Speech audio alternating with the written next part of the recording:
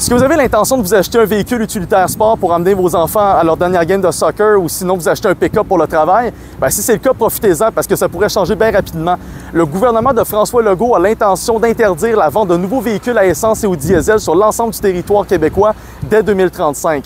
Ça a l'air de rien 10 ans, mais ça passe assez vite. Et si vous avez de la difficulté à vous imaginer être en mesure d'acheter un véhicule électrique présentement, ça vaut la peine de se poser la question si vous serez en mesure de le faire dans 10 ans. Mais il n'y a pas juste la question du choix chez le concessionnaire qui est importante. Il y a aussi la question du coût économique. Et pour l'instant, le gouvernement Legault n'a pas été en mesure de vous divulguer combien ça va vous coûter à vous, les contribuables, cette interdiction des nouveaux véhicules à essence et au diesel. Parce que oui, il y a un coût à ça. Quand on parle des subventions par centaines de millions pour l'achat des véhicules électriques, quand on parle de ces dizaines de milliers de nouvelles bornes électriques qui seront mises sur l'ensemble du territoire québécois, ou sinon l'ajout d'infrastructures énergétiques comme les nouvelles lignes de transmission, tout ça vient avec un coût. Et jusqu'à maintenant, le gouvernement Legault n'a pas été en mesure de vous divulguer. Et au-delà du coût économique, il y a également le coût énergétique. Même Hydro-Québec n'est pas en mesure de dévoiler ça va être quoi l'impact réel de l'ajout de millions de véhicules électriques sur le réseau énergétique d'ici 2035.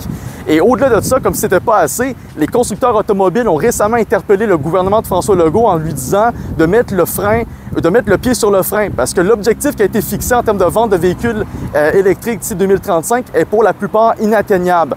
Donc oui, pour l'instant, si la tendance se maintient, on s'en va vers un Québec où ça va être difficile de s'acheter un véhicule, où est-ce que le réseau énergétique va être perturbé et où est-ce que les finances publiques vont être encore plus dans le rouge qu'elles le sont présentement.